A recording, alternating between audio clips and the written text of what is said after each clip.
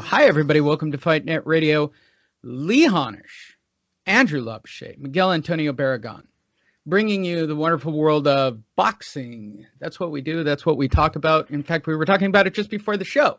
Go to fightnetradio.media. I don't have to even give out lots of crazy whatevers so you guys can find whatever. Just go to fightnetradio.media. I'm going to get a Jizz Gelato sponsored banner right here that'll go to Sam Navajero's Queensberry Marketplace. But I'm going to put it like somewhere in here, I think, or maybe at the top. Maybe sponsored by Jizz Gelato. I don't want to make it a button. It seems kind of creepy in a strange way. Maybe down here. Well, whatever. Go to fightnetradio.media. You can find links to check out Fight Fiend Migs on both YouTube and Instagram. You can follow me on Instagram. I'm going to start updating it daily. Because I do so many different things, I'm just going to start shooting my life. I've decided to be a rock star again. I'm coming out of hiding and doing all the old stuff again. You can also check out the entire Fight Net Radio crew, and there are links to all their social media pages if you want to learn more about them. With that said, this is the very beginning of the show. I'm like out of breath. I don't know why. Could be the weight loss. We'll go in reverse order because we never do it. We'll start with Miguel Antonio Barragan. What is going on with you today? Nothing much, man. I mean, oddly, my days off changed for this week and next week. I'm off Sunday, Monday, as opposed to Saturday, Sunday. So I did have to work yesterday, which kind of sucked. Normally, I get to sleep in on Saturdays and then watch some fights that evening. I had to wake up and get to work and then enjoy some fights afterwards. So a little bit of a different shift change just for a couple of weeks, and then I'll go back to my usual after that. So a little thrown off this weekend. Cool. Andrew Lapche, how are you and how is your world? Very good. How's it going, guys? My world is good. I'm preparing for my daughter's second birthday, so I'm still in that mode, Lee. We'll be in that mode until next Saturday. Okay. Are you building something? Like, I don't even understand why you're getting ready for 2 weeks for a birthday party.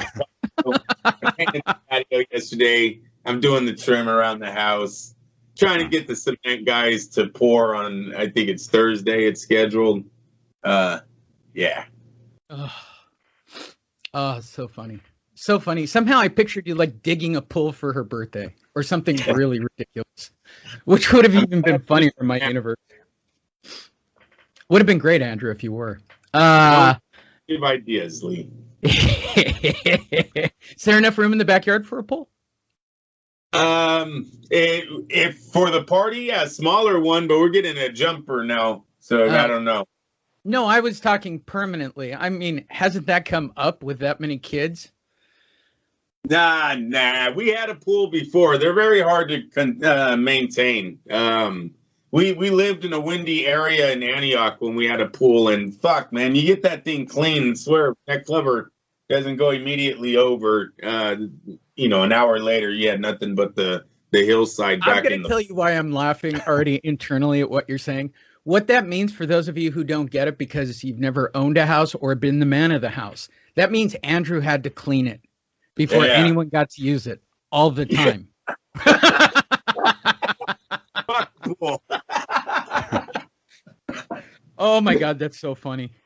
And for those of you who don't know, Andrew is a union man who wakes up at crack early and goes and climbs on rooftops in the dead hot and the dead cold. Clean a pool. So makes me warm on the inside. With all that said, this show is about boxing. My name is Lee Honish. I am kind of the guy who figured this whole car crash out a long time ago in 2006. Again, go to fightnetradio.media. Check out our page. There's boxing news on there. We actually stream the latest news as well as everything else connected to the show with all the new content that's coming on. Please, when you are in Australia, check out Sam Navajero's Gelato at Queensberry Market. I'll actually do it close to right, but please ask for the Jizz Gelato special. It's all you have to say at the counter. Make sure it's Sam. He'll be wearing a name tag. Don't say it to like his 15 or 16-year-old employee. You'll go to jail. I'm pretty sure in Australia that's still a crime. I could be wrong. With all of that said, This show is about boxing. If this is your first time listening or watching or checking us out, thank you very much. I have been told that this show isn't too much for beginners. This is for more intermediate or advanced watchers. The reason I'm going to say that, we're creating a new trend in boxing. Do you know what that is, either of you? Because it's going to come up again today. Another one of the Fight Net Radio influencing, the uninfluenced, influenced effect of Fight Net Radio. For those of you who don't know or don't think that Fight Net Radio has any control over the media or the market, or that they listen to this show and come up with their stories, we have repeatedly, actually, we've even broken Miguel of it. I think Miguel didn't believe it for a while until it actually happened repeatedly to Miguel, looking at stories going, didn't we just cover that? Yes, we probably did. So now the new thing are ongoing story updates. Now, not only is it the Tyson Fury thing, now every major fight is going to do the ongoing fight update thing.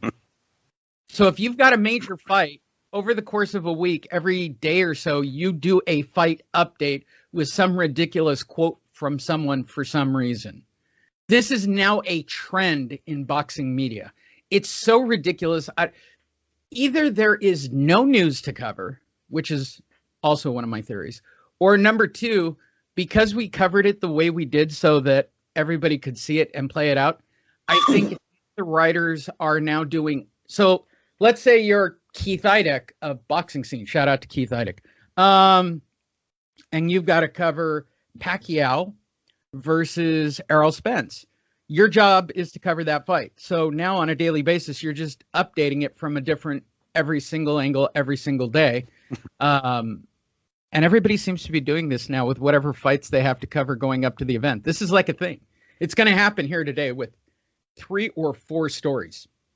It's actually pretty funny. But this is the format of the show. We rewind the clocks to 1 week ago. We did our last show on Monday. We were a little late. Today is Sunday. We're on time. And then we go forward. If you feel that we are updating a story like you're caught in a loop, you're correct. You're caught in a loop. But it's a trend now.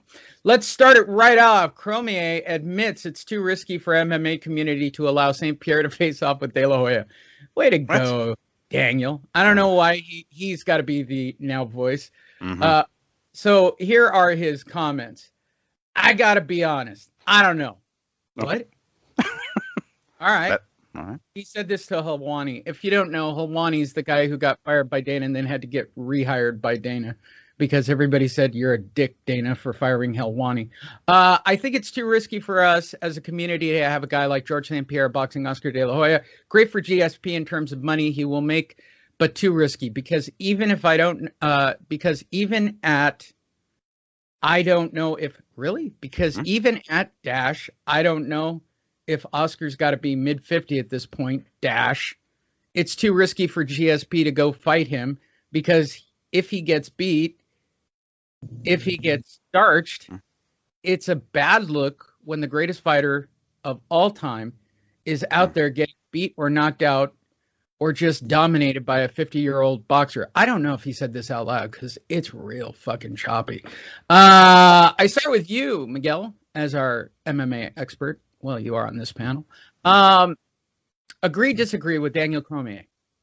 No. I mean, like, we are talking about like a boxing bout here, you know, and of course we know De La Hoya, hands down. I mean, even at his age, he can, I'm sure, with no power, he can outbox GSP in a boxing ring. We're not talking about a mixed martial arts fight, and we're seeing this happen, you know, quite often because, you know, there's often money to be made there. So, no, hell, don't hate on that, on the fight. Just let it happen if it's going to happen or not if it doesn't happen. But to say it's going to look bad on mixed martial arts or be a black guy or something like that, no, of course not. It's a fucking fight, goddammit. Anybody, a boxer can win, possibly win in the fucking octagon. It's still a fight. When punches are being thrown, it can happen. It may happen the other way around too. Shit, for fuck's sake. But no, to say it's a black guy or like, oh, it shouldn't happen, it's going to look bad on MMA, no, hell no, get the fuck out of here. Listen, Freddie Roach, I can't do George St. Pierre. I want to do like Jean-Claude Van Damme, but that's not right. Right. Listen, Eric, when he kicks the pillar, the plaster falls. That's Jean-Claude Van Damme. That's it. Sorry, I digress. Andrew, you were vindicated by an MMA guy. Yeah, but I disagree with everything that he says.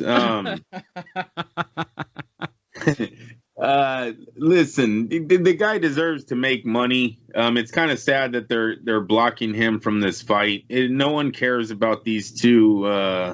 What's going to happen on the outcome of this. They're legends. It's an exhibition fight, meaning it's a fixed fight. And if there's anybody who knows how to work a fixed fight, it's De La Hoya, right? De La Hoya is going to smile. He's going to throw jabs.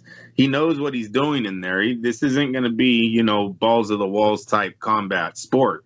So no, it's a simple fact that the UFC is just embarrassed about how much money these MMA guys are making after they leave the UFC. So that's what Dana White's really trying to block here.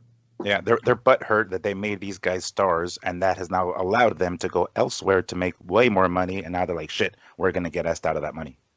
Yeah, it's bad. Not a good look. No. There you go. Moving forward, our next story.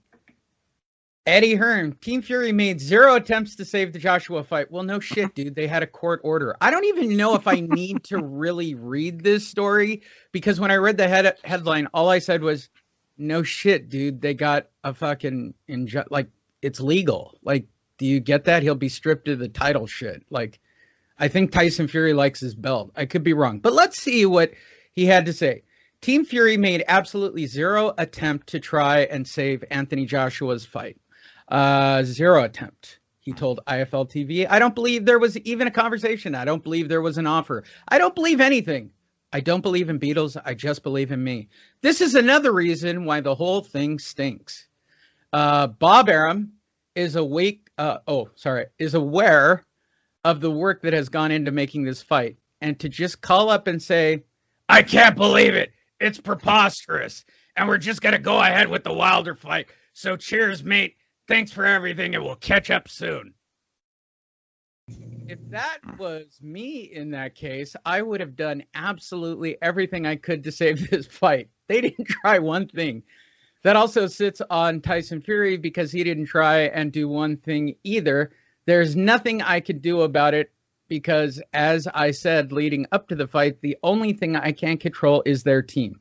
But where are your bollocks, Tyson Fury? If you really wanted the AJ fight, you have not said anything negative about this situation.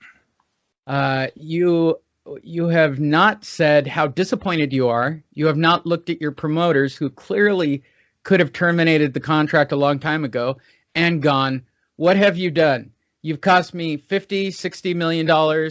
You've cost me the biggest fight of all time, the undisputed fight, because you've dropped the ball. And if you haven't dropped the ball, why are you not fighting this and trying to come up with a plan B? I've not seen one thing from Tyson Fury where he says, I'm devastated. I can't believe this. We had a deal in place. I was happy, guys. I'm sorry. All right. Apparently, Eddie Hearn doesn't understand the legalities of losing your belt because he's probably going to have Anthony Joshua stripped of the WBO title to get away from fighting Alexander Usyk. But we'll get to that later. Let's start with you this time, Andrew Labouche. Do you agree with the Eddie Hearn comments?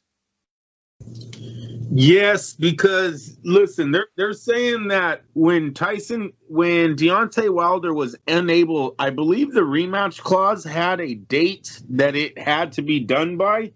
They passed that date up.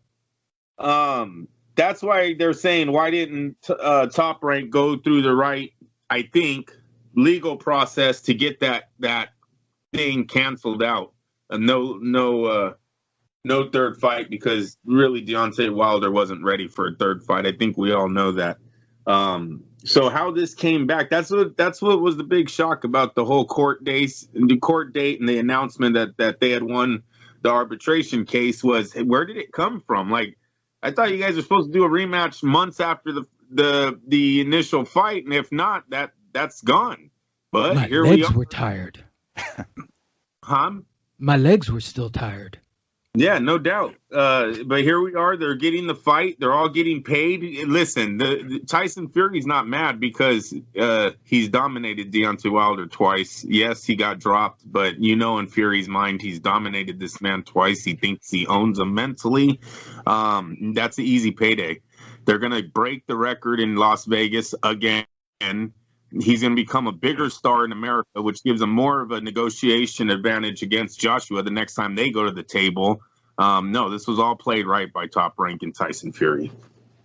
Of course it was. Back to you, Manuel Lopez. It's Juan. Okay. Yeah, I'm gonna jump on that one with Andrew. That second part, I 100% agree with. This was a plot. Like I think Eddie and Joshua and they know that they're not like I guess whoever they end up fighting in the meantime is not going to be a humongous payday as big as Fury fighting Wilder a third time. So I think they're just kind of jealous. Like Wilder and Fury are going to have another fucking humongous as payday, and it's going. We suspect that Fury's going to end up winning, of course, and he's going to end up being the favorite and get himself another big ass payday, and in turn have even more leverage when the actual fight happens, more so than Joshua, because Joshua's going to have to take an in-between fight in between. Maybe Usyk, maybe not, but yeah, it's pretty obvious. I mean, like, yes, I think one of the reasons that the third fight between Fury and Wilder didn't go through was because of COVID, I think, because their second fight was, February, right before COVID hit. So I think that just kind of delayed matters. But, I mean, it was going to happen. I'm sure, at this point, Fury and Arum were like, we're not going to fight this. Fuck it. Let's just do a third one. Another payday, huge payday, more so than Joshua will make in his next fight, I suspect. And then finally get Joshua and Fury in there and, more leveraging power towards Fury and Top Rank. I'm sure this was a plot the whole fucking time. Yes, and it has to be because really one could ask Eddie Hearn right away, why did you guys drop the ball? You guys knew there was a rematch clause. Where was your paperwork showing that Top Rank had terminated that deal? So Eddie Hearn, you're going to sit there and put all the blame on Top Rank. That's bullshit. They're professionals. He has a big time company. Their lawyers should have got involved with Top Rank's lawyers and said, where are you guys at with the rematch clause? We're not wasting our fucking time if that thing's in an arbitration court case. Yeah, going out to like the Arabs and trying to get money from them, this whole fucking process, all these updates on updates just to not have the fight go through. Like, come on.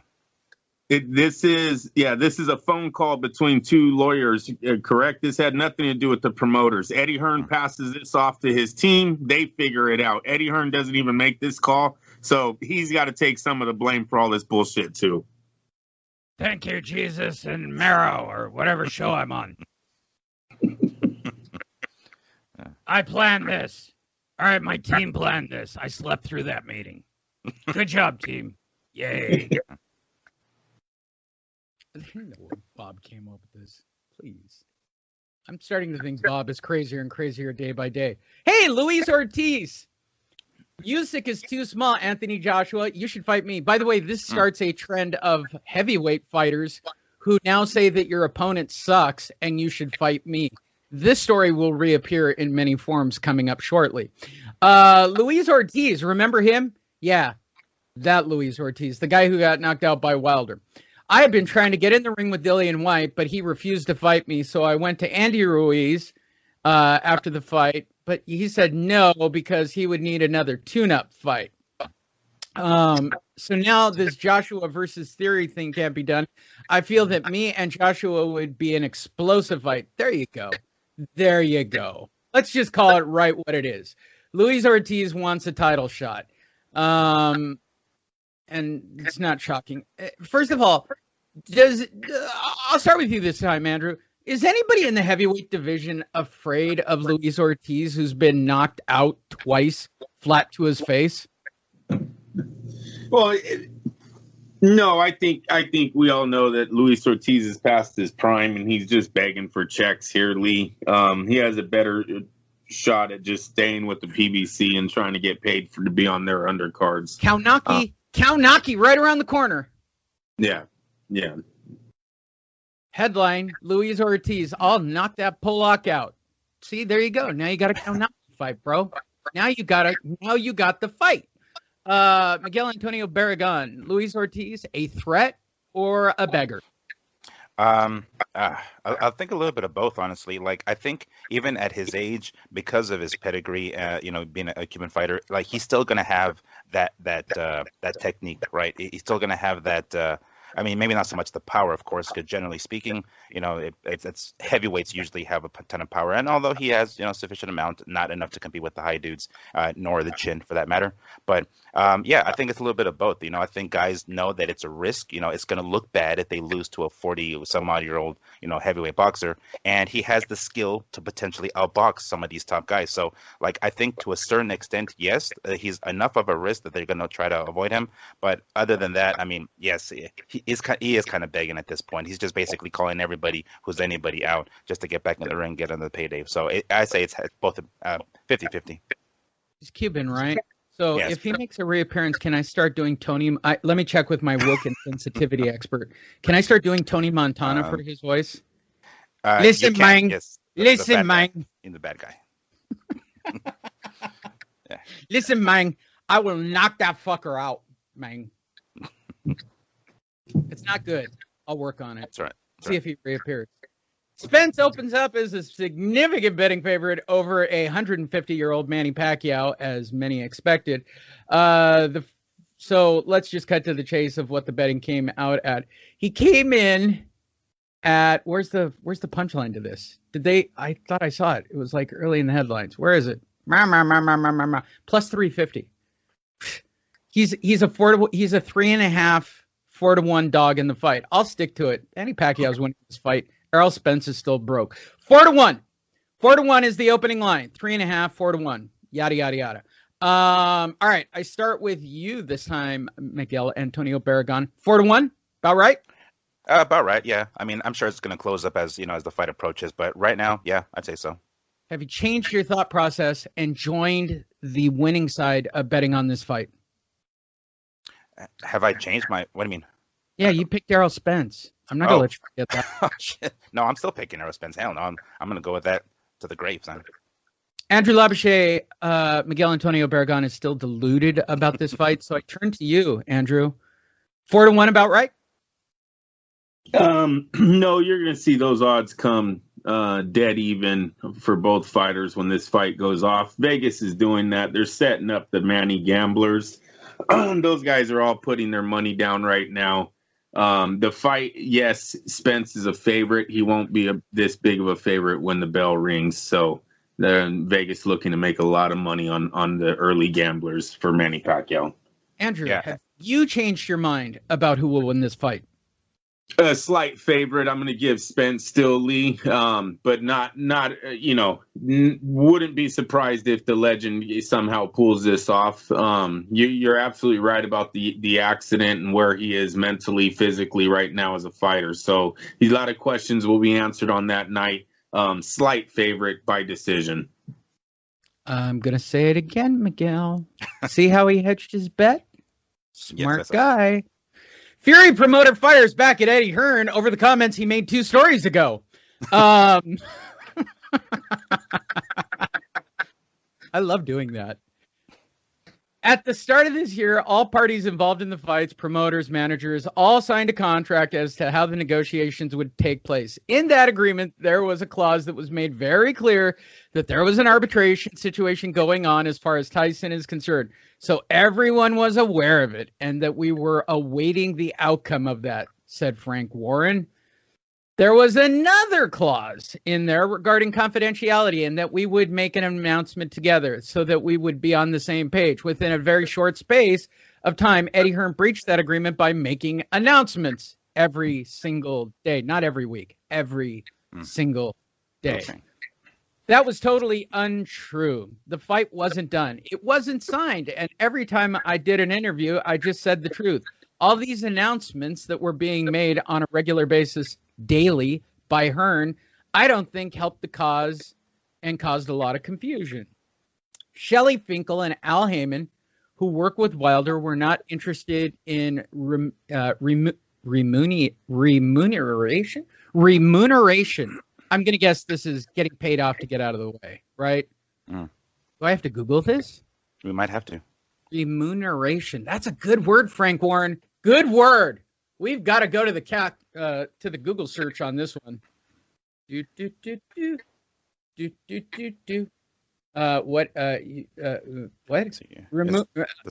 amount of money an employee receives for performing a job. Yeah, getting paid off to get out of the way. All right. Yeah, they were not interested in getting paid and getting out of the way. Why do you use that word?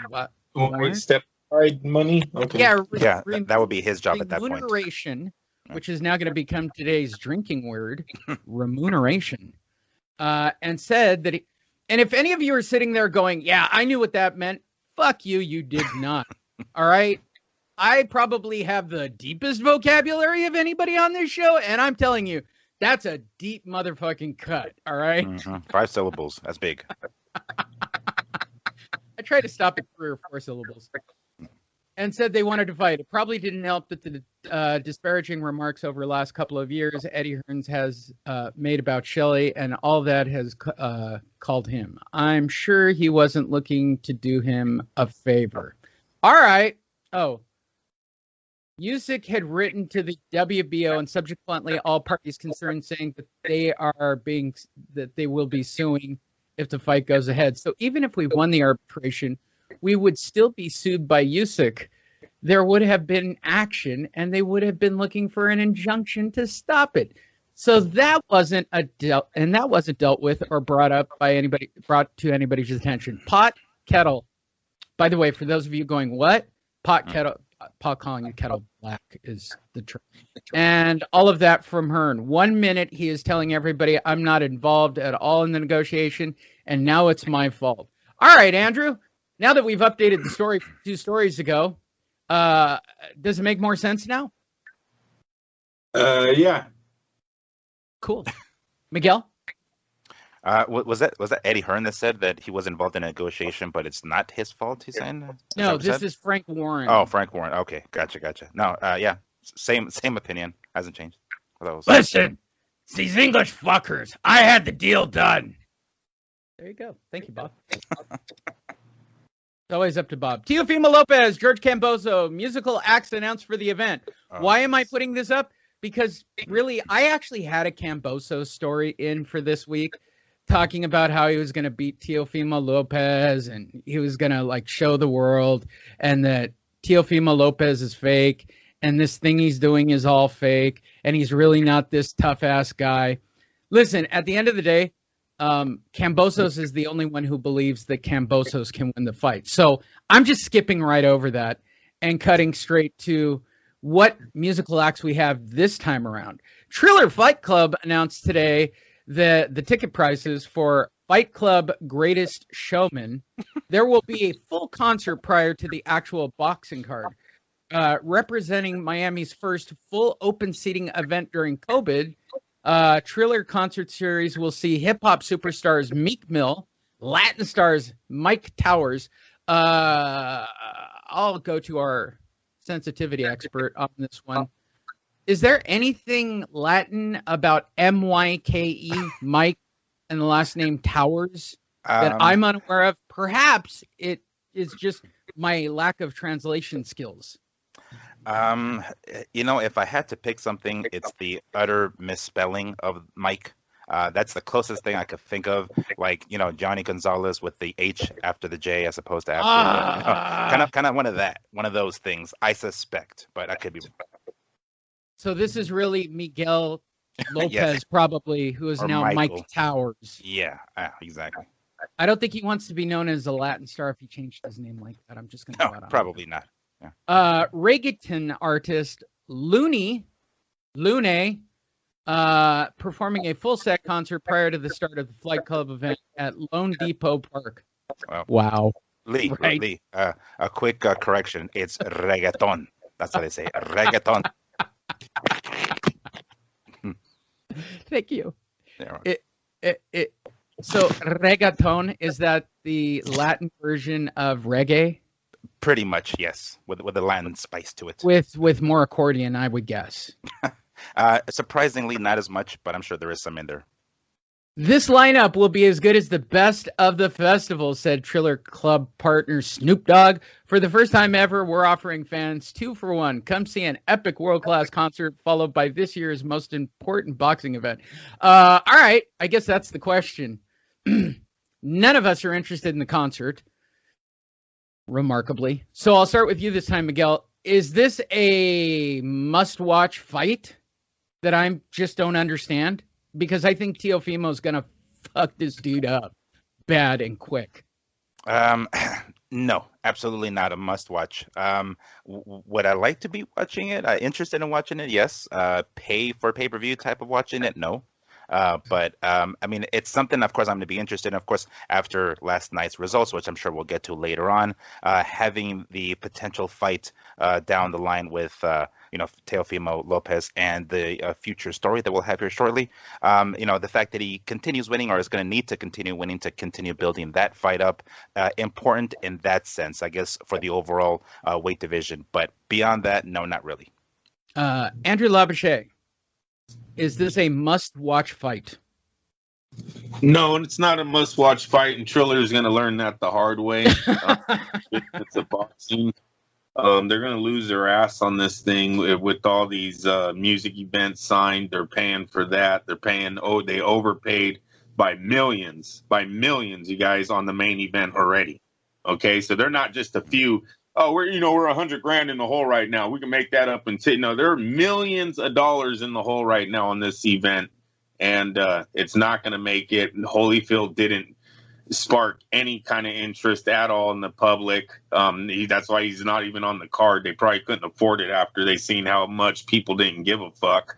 So no, they're going to learn the hard way. And you know what? I wish you had the Dana White audio on what he said about Triller. Like, who are you? What are you? What are you guys doing? Like, that just needs to keep me in place. Who the fuck are you? What is your thing? What are you doing? I gotta find it. I'm sure it's out there, so I'll get it as a drop for in the future so that I can play it at this moment. I might make it into my ringtone. Who are you? Who the fuck? What is your thing? Like, just go do your thing, all right? And leave me the fuck alone. That's exactly what he said. There you go. Moving forward. St. Pierre reveals the rules for the proposed Oscar De La Hoya fight. Well, George isn't going to let this go. George St. Pierre, former 6th Division world champion, had this to say about explaining the rules. The problem with the UFC... Oh, wait. Well, that's not the rules. So we got to a whole lead up to this? All right. The problem with UFC... It's a really serious sport that you can where you can be really badly damaged. In boxing, there are ways of tweaking it. For example, I was offered to fight with Oscar De La Hoya, but the rules were different because we were both retired. Mm-hmm. It would have been bigger gloves, 2-minute rounds, 8 rounds. So the terms were different to accommodate, to make it more like a show. It's less dangerous. Part of the profit, part of the purses would have been given to charity. Unfortunately, it did not happen, but it would have been fun. It's a different form of entertainment, and with boxing, you can tweak it like this. You can change the gloves. In MMA, you can't really do that. All right. So now George St. Pierre is revealing that it wasn't going to be a real fight at all. It was going to be the sort of the Tyson versus Roy Jones bullshit match. Would this have made any difference, Andrew Labouche? I don't know why people thought it wasn't going to be the Tyson versus Roy Jones bullshit match. No, it doesn't make a difference about the fight. That's what no. To me, that's what all these are when you talk about these legends fighting legends. Miguel Antonio Barragan? No, it wouldn't have made a difference at all. I mean, and if it would have gone to the point, I don't know if it mentioned later on in the article, but would there even be a winner? Like, or is it going to be just like fucking, Roy Jones? Did it? So it's just like, I mean, does it even really matter who wins? It's not like they're going to go balls to the wall 100%. It's going to be basically, a glorified sparring session for the sake of charity or whatever. And that's essentially what it's going to be. So, no, I don't know how anyone would have gotten the impression that it was anything other than that.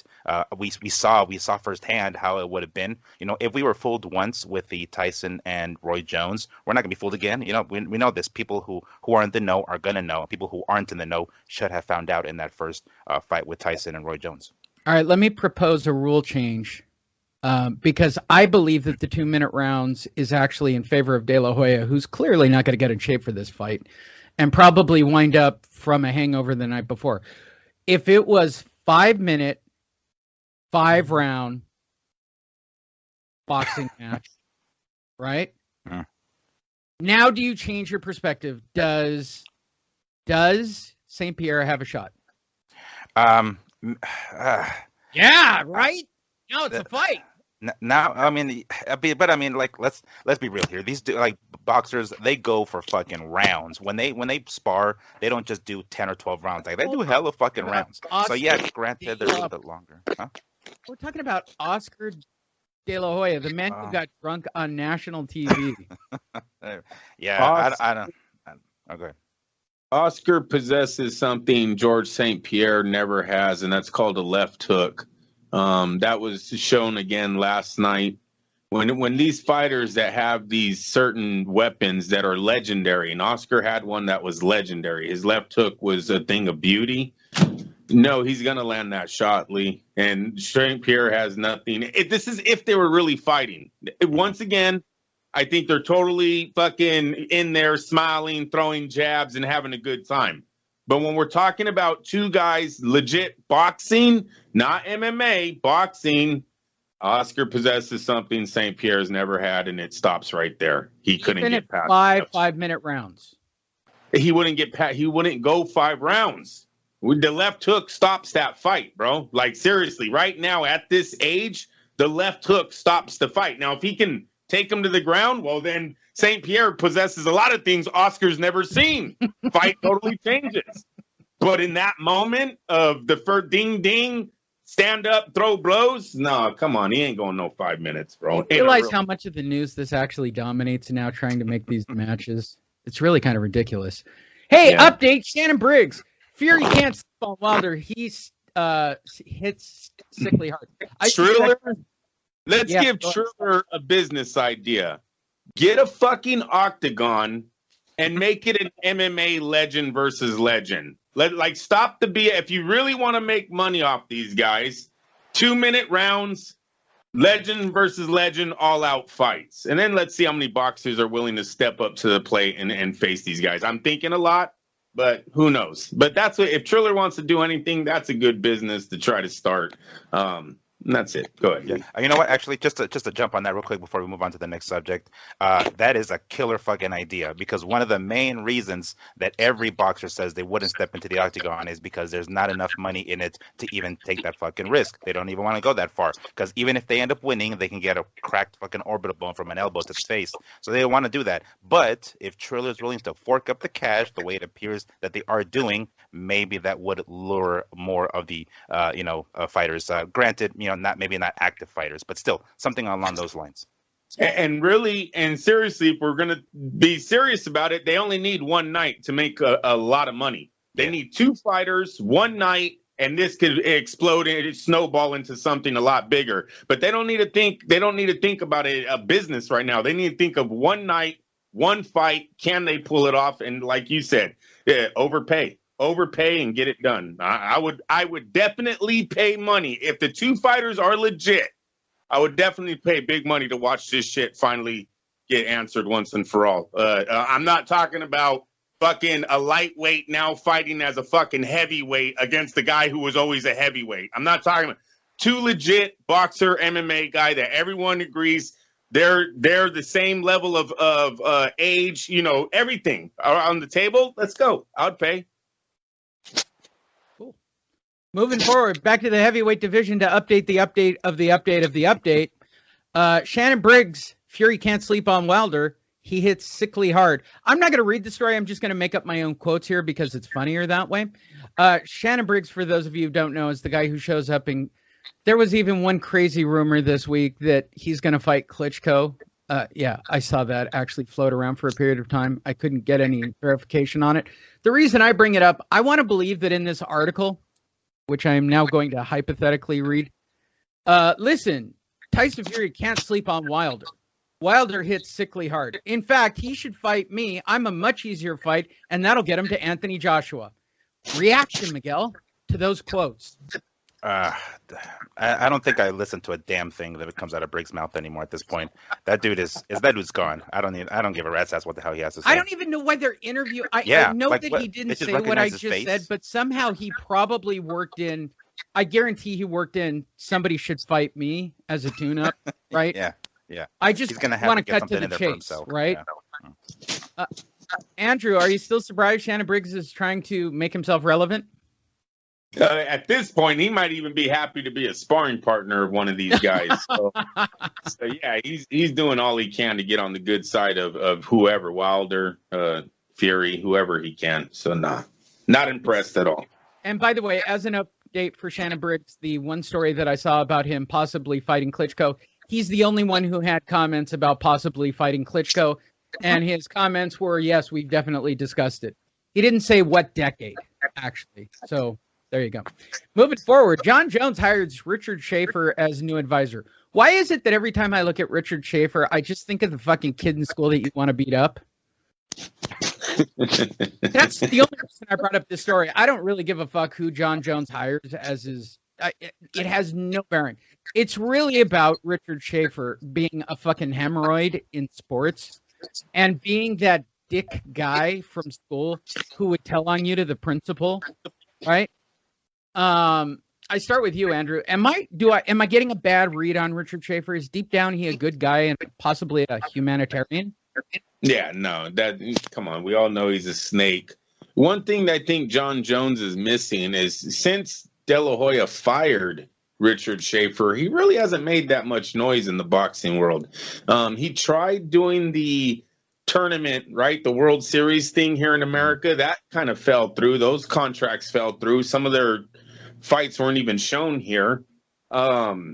And so he didn't do, little bits and pieces with the PBC, but nothing ever big. He never stood there as the face of the PBC. So I don't know where John Jones is really coming off talking about, he's some special advisor.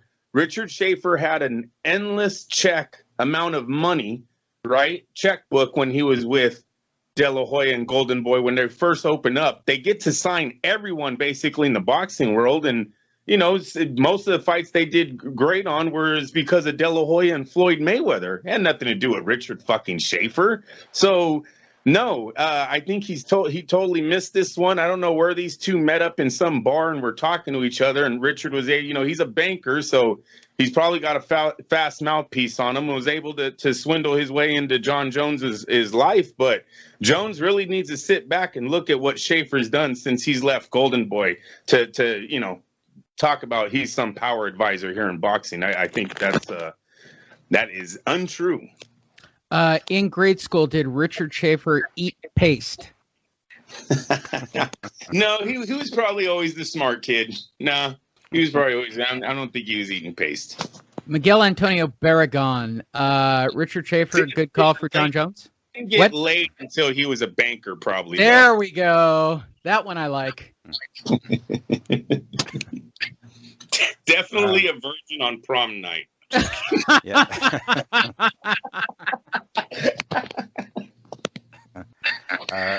Did he eat paste? Probably not voluntarily. Probably against his will. I'd say. Didn't get laid till 31. Mm-hmm. I'd say so.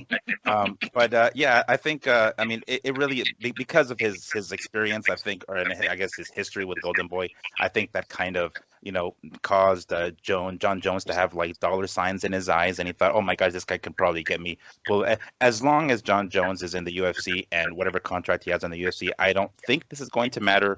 I don't know what Schaefer is even really going to do, like as far as his role. As an advisor, like what the hell is he really going to be in his camp? I don't see how that's going to make any difference because considering John Jones already has a contract signed with the UFC and whatever terms they're under, I don't see how this is going to change anything as far as his UFC contract outside of the UFC. I don't even know what restrictions that contract has on Jones for him to not do stuff because sometimes there are contracts like that where fighters can't do too much dangerous shit outside of the octagon.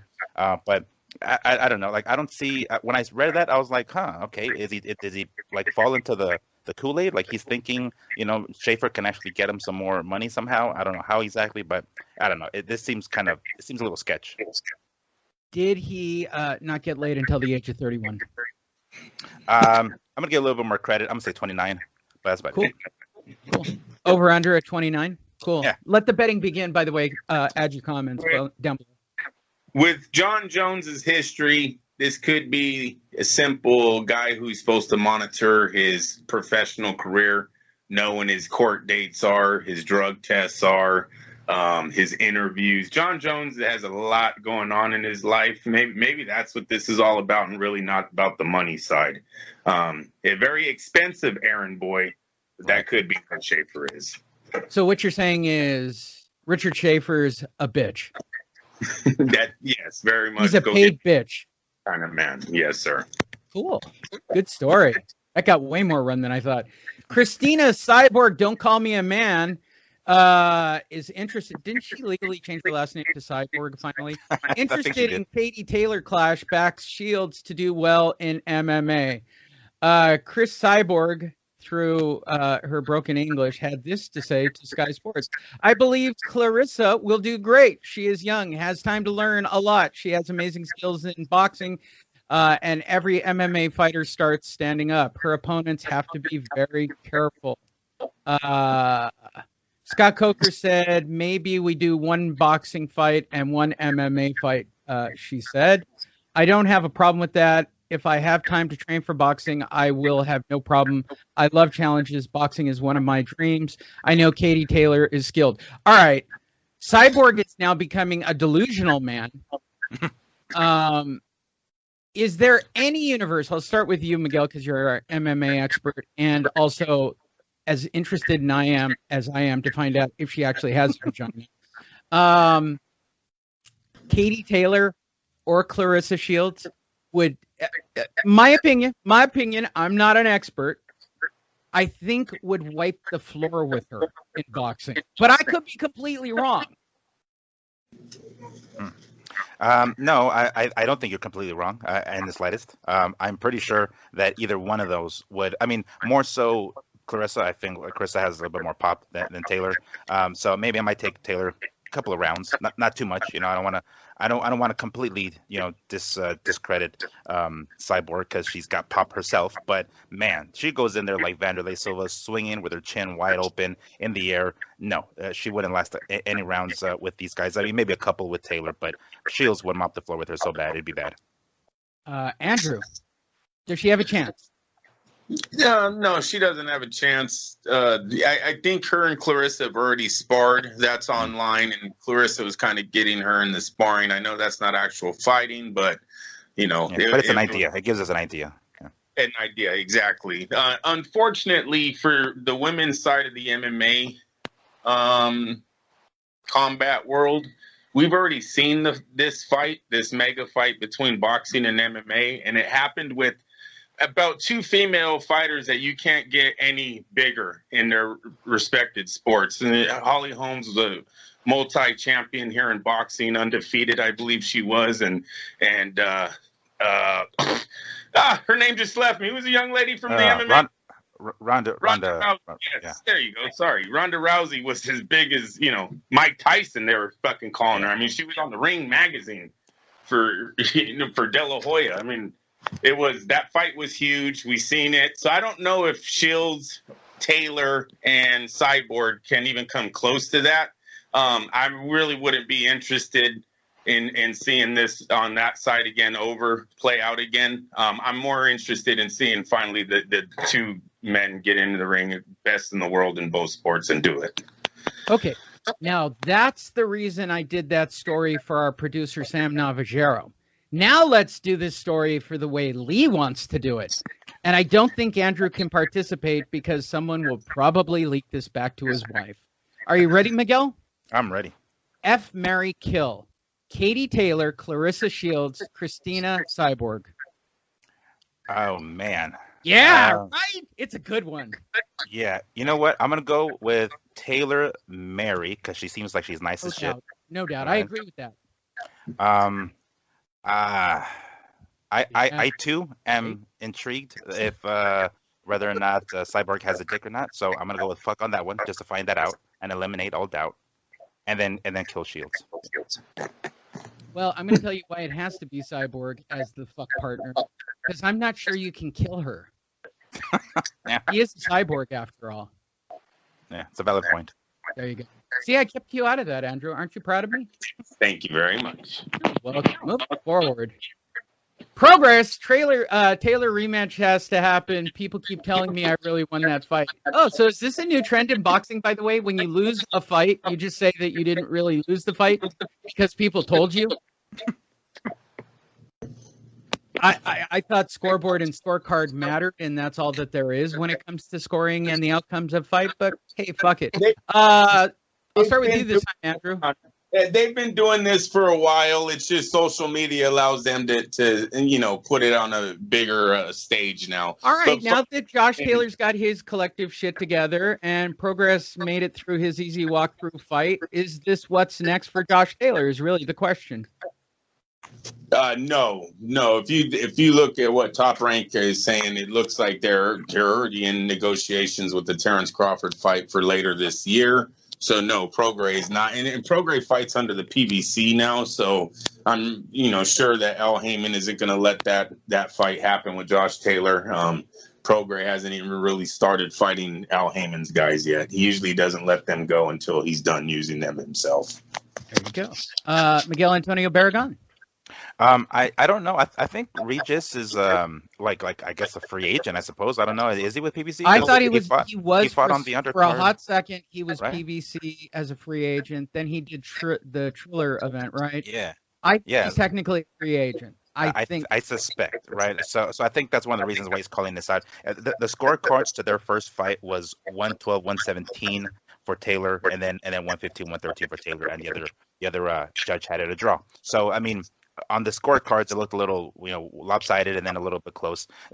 Right now, no one is asking for this rematch. I personally wouldn't mind seeing it, of course, but there's zero demand for this fucking rematch. Taylor has made himself, a name. He just beat fucking, Ramirez. So people know who Josh Taylor is, or are beginning to find out who Josh Taylor is. I don't think anybody still knows who Regis is. So there's very little demand for this. Good luck to Regis if he can try to chase his rematch, but I don't think it's going to happen. Moving forward. MP Promotions, by the way, Manny Pacquiao. President Pacquiao will show. Oh, by the way, this is an update to the story that we updated from the update. This is the new updated story. Manny Pacquiao Promotions president says Pacquiao will show Spence why he's an 8 division world champion. Is this going to be, is the president of this, no, it's not who we think it is, Andrew. It's not his fat buddy. Whoever Gibbons is. I don't know who Gibbons is. I've never heard of Gibbons. I didn't even know that there was a Manny Pacquiao Promotions, but whatever. I believe the senator, being an 8-time world champion, first ballot Hall of Famer, understands how to cut the distance and break guys down. I don't believe that, wow, he's way more eloquent than Manny's ever hired previously. I don't believe that Errol Spence has that good a defense. I really believe from when I watched him up close and personal that he had a great jab, and he has good great jab, and he has good position with his feet, but he is going to come to realize that Senator has some Superman abilities. There we go. That's the real Manny Pacquiao camp. At least they didn't compare him to Jesus Christ this time. Something out of this world, 42 and a half years of age, the speed and the power. The time of the reinvigorated. The time off has reinvigorated him. He feels great. The senator fears nobody. He fears no fighter. He only fears God. There's the God quote. See, now it's feeling like a Manny Pacquiao quote. All right. Andrew, have you changed your mind about who's going to win the fight now that you heard from Gibbons? Nope. What if Boo Boy said it?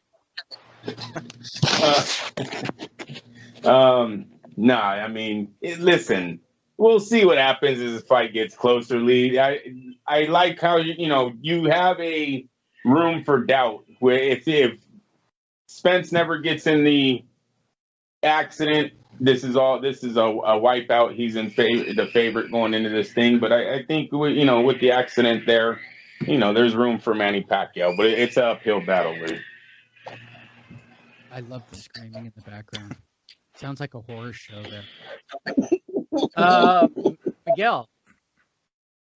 It doesn't change my opinion or my mind on the outcome of Spence and Manny.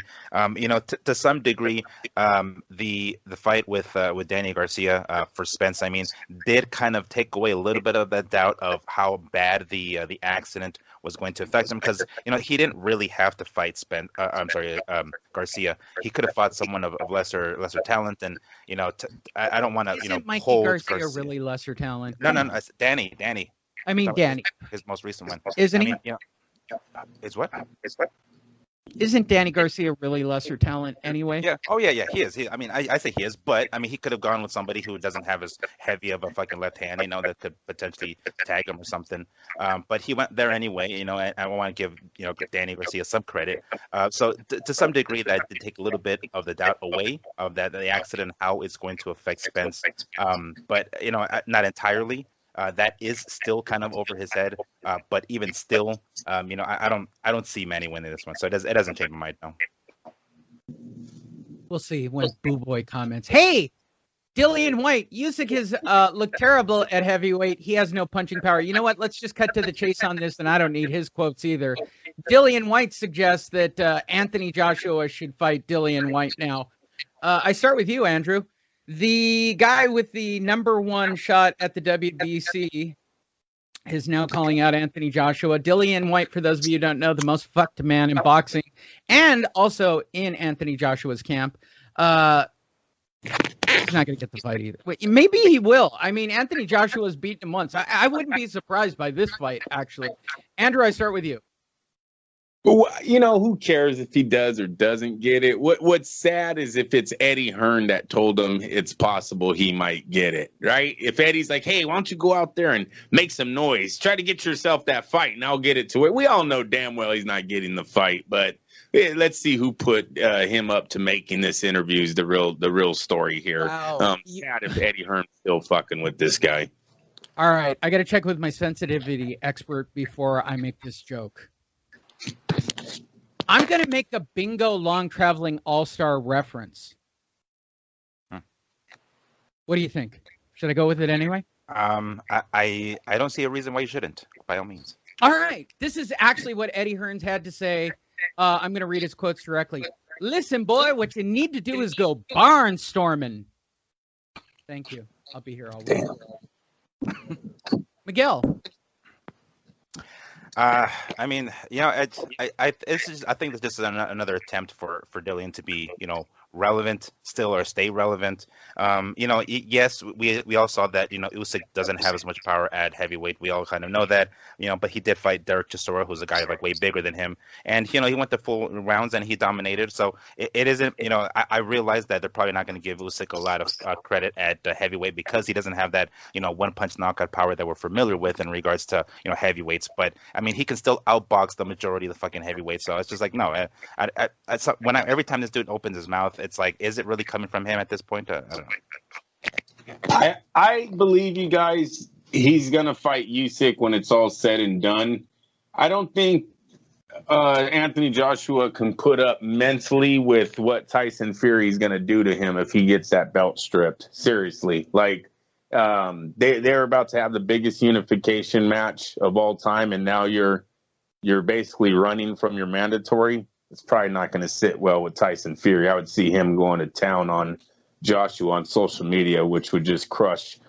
Joshua seems very fragile already. We know that because of the rumors of what happened at Madison Square Garden before the Andy Ruiz fight.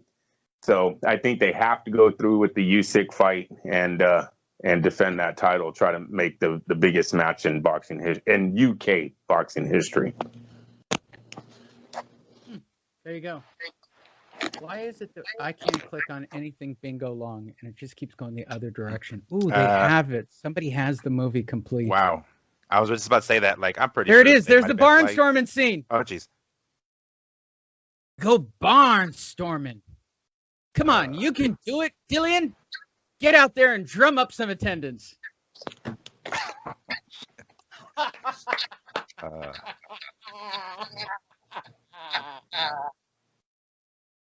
Woo. Oh my. Checking with my sensitivity expert. Did I take this too far with the video? No, I mean, because if Eddie Hearn could get him to do this along with all his other black fighters, led by Anthony Joshua, on the way to the next fight, if he thought it would get sales, I think he'd do it. Holding the belts, no. Oh, so great, so great, so great, so great. By the way, for those of you wondering why I ride Eddie Hearn so hard, because he's a racist like his dad. Cambosos, Lopez is a fraud. He has a fake persona. That's why the fans want me to win. All right. Does anybody believe that Cambosos has any fans and wants him to win? Which is what we talked about earlier, but I'll ask. Does he have any fans? Because this fight's coming up it's coming up very soon. And I just, is there anybody, Miguel, that wants Cambosos to win besides Cambosos? Well, I mean, the entire country family. Country and continent of Australia, I'm sure. I mean, besides them, I don't know, but I don't even think Sam Navajero is pulling for Cambosos. No, but isn't it like a cultural obligation? He kind of has to go for him. Not really. No. That would mean I'd have to pull for every white fighter, and I certainly wouldn't want to do that. That's a good point. Can't do that. No. You'd have to pull for Chavez Jr. By the way, you'd have to pull for Chavez Jr. American fighter, Lee, is the correct term. American fighter. American white fighters are even worse than European white fighters, in my humble opinion. But, Andrew, do you think the Cambosos will have the entire continent of Australia behind him? Yeah, because really? he's Australian. So yeah. Oi. Just wondering. Just thought I'd throw it in there. Hey, update Team Music. No visible obstacles to prevent the deal with Joshua now. Yeah, the psycho's back. The guy who won't go away, who's like a hemorrhoid or a rash, Alexander Usyk, his handlers say there's no visible obstacle. They are very prepared to get involved with the law. We are in the middle of negotiations now, and things look optimistic. Usyk's really scary Russian promoter and probably mob guy, allegedly, said to Sky Sports, as long as I am informed there are no visible obstacles and I don't have to kill anybody to kill or the deal won't get killed, hopefully it will be complete within the rendered time. If not, somebody may have to die, allegedly. All right. So now that the mob's involved with the belts, does anybody believe that this is Anthony Joshua's next fight? I start with you, Miguel.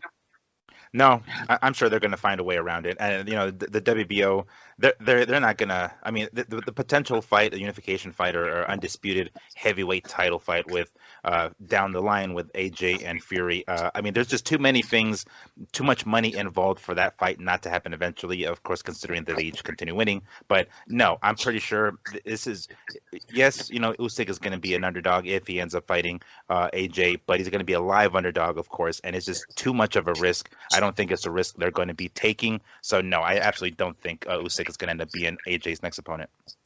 Andrew. I already answered this one. I'm not going back on it. Tyson Fury eats Anthony Joshua alive if he skips on Usyk. Usyk is a cruiserweight moving to the heavyweight division. And while he does possess boxing skills, that should not be a reason for the heavyweight champion of the world to pass a fight on him. Joshua has 3 belts. If Tyson's going up on his side of the deal and facing, Deontay Wilder, because that's what, the contract says, well, I think Anthony Joshua should do the same, and I don't see how he gets by that without being a joke in going into the fight with Tyson Fury. That is the main story Tyson Fury will keep delivering to Anthony Joshua their whole time promoting their fight, is that he's a coward for stepping aside to the cruiserweight Usyk. What do you think you're going to do to me? And it probably will work. Well, if that happens, then he drops the belt. So I ask this question: Does Bob go full dickhead, step past Anthony Joshua, and go fight Usyk instead of Joshua? You asking me that? Yeah, I'll start with you, Andrew. Probably not because of the money. It matters how bad Joshua falls off. Listen, if they give up the titles, Joshua goes to fight someone and knocks him out, and still the crowd demands the Fury Joshua, and they're all going to make $150 million a night. No, they stick with that plan. But if Usyk was to beat Anthony Joshua, then yeah, they jump right over Joshua, but not if just by getting a belt with being stripped. No, it really matters of what happens to Anthony Joshua's star Miguel. power. Sorry. Yeah. Go ahead. Miguel. I don't understand the question. One more time. Okay, so Usyk gets the belt by strip, right? Uh-huh. If there is no remuneration, I guess that would be the only way around this. So he gets the WBO belt. Does Big Bob pull the big dick move when negotiations start up again with Joshua after Wilder gets assuming Wilder gets knocked out again, which he will? Does Bob start dangling the "we'll fight Usyk"? Fuck it. Damn. In Russia on Christmas. Yeah, in Ukraine. I think so. Yeah, because I mean, considering some of Bob's stars like Shakura and fucking Navarrete, they're WBO champs, and I think WBO is in bed with Top Rank. So I think they'll figure out a way to not fight fucking AJ. And if AJ gets stripped and Usyk gets the belt, I'm sure they're totally gonna go around AJ and go straight for the belt with Usyk at that point. There you go. Moving forward. Hey, Deontay Wilder finally spoke. Of course I did. I use words all the time, like Bombsy Squad. Okay, so this is what he had to say. Well, that's Shelly Finkel's comments. Where's what Wilder had to say? This is all Finkel's words. Where's what the hell? What? Finkel. These are all Finkel words. Fuck that. Shelly Finkel is thrilled about the ruling. Not Deontay Wilder. Oh man. Okay. So here's my question. I think the only not thrilled about the announcement is probably Deontay Wilder. I'm gonna go out on a limb. I'm gonna just say this right now to the entire Bombsy Squad nation. I think your guy is completely not thrilled with this ruling and wanted remuneration instead of an actual fight. There was posts out there about they were talking about step aside money more than they were talking about the rematch. They thought this was the biggest fight in the boxing history, Lee, so they could get a big payout if they won that arbitration case and then needed to get a step aside. As soon as Tyson Fury and Bob heard that, then fuck that. We'll fight them. It's easier. Miguel? No, yeah. I mean, I'm telling you, I think it's one of those things where he bluffed. He was like, all right, let me see if I can ask for this amount of money and get away with not fighting, and I'll take the big fucking payday. And then, when Bob and Fury were like, no, fuck that, we'll take your ass out. It's a lot easier. He's like, oh, shit. Probably bit off more than he fucking chews. So, yes, not very thrilled. I highly doubt he's very thrilled. Okay, so here's the big question. I'll start with you this time, Andrew. You ready? Does Deontay Wilder find a way to get out of this fight? No, he needs the money. That's what the PBC was waiting for. I told you guys that months ago. They were milking him, not giving him the smaller, the Dominic Breezel type paycheck where you fight nobody and get $20 million. They waited for him to spend all of his cash. I don't know if you guys seen. It looks like Deontay built a gym in his backyard. I think he's next to the romper room and the habit trail. I think he's doing a full-blown Chavez Jr. now, where he just got. I got the plans from Chavez Jr. in the backyard. So it doesn't look good for Deontay's future here. It never worked out. That whole training at home deal. I'm gonna do Tai Bo in high heels, just like Chavez. Go ahead, Miguel. It's gonna do PX90 in his fucking house. PX. Same question to you. I don't even remember what the question was anymore. There was a question in there that I asked Andrew, and he covered it correctly. Yeah. Well, have you guys? The only clips I've seen of Wilder training has been in with I forgot what's his homie's name now? His new BFF. Malik, yeah. Yeah, In like Malik. some living room or some hallway or some shit. Like what Yeah, the but fuck? they're not really training, are they? It's Well, really it's like a cat. Chavez Jr. kind of bullshit thing. Yes. Yeah, I mean, is that the what you're talking about, Andrew? No, Like his no, camp? Or his... no. He has a new. It looks like a newer gym. It's outdoors. There's just a roof over the ring, and then it looks like you can see his house in the background. Like it's literally in the backyard. You maybe go to Deontay's page and look on his Yeah. Facebook. It Okay, might I be up will. there. And you I'm can gonna look comment that up. on this while I do it, Miguel. Do you think this fight will actually go down, or is Deontay going to get out of it? You know, shit. I mean, I think Deontay, he's gonna go through with it. I mean, obviously it's not gonna go well for him, but I think, you know, we know that he has a lot of yes people around him, a lot of yes people thinking he can actually do this. And I think besides the fact that he himself is convinced that he can actually do it, everybody around him is thinking, yes, you can do it. Yes, go ahead and proceed. You know, advising him. You know, I thought it was a better idea to maybe get himself a tune-up fight prior to this third fight with Fury, and that isn't gonna happen apparently. So, no, I think in his mind, it's not going to go well for him nonetheless, but in his mind, he's so convinced, in addition to the yes people around him, that he can actually win this fight. So I don't see him pulling out or trying to get out of it, even though he kind of bluffed a little bit. And I was like, okay, fuck it. Then if I'm going to have to go through with this fight, I'm going to have to go through with it. But I don't know. I don't see him trying to get out of the fight. I don't think so. Okay. Now that we're on his Instagram, and by the way, this is why you should watch the video in case one of these moments happens. We're on Deontay Wilder's Instagram page, which I guarantee is going to be a clip out from this show. If Deontay Wilder shows up to the ring packing 3 guns, do you change your opinion, Andrew Labouche?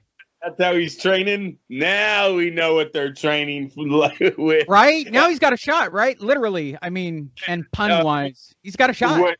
You know what he's not training is on those legs that did no justice for him in the rematch. Look at how small those legs are, Lee. They were tired.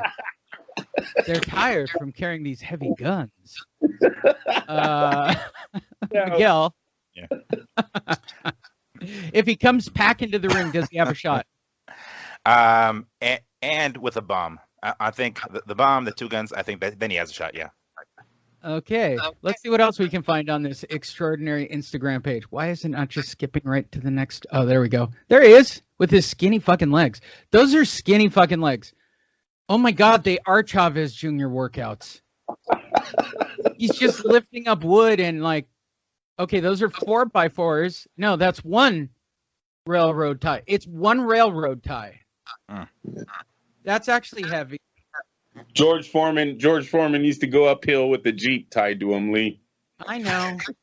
Look at those legs. Why do they keep zooming in on those spindly ass legs of his? Those are little tiny legs. Let's see what else we can find.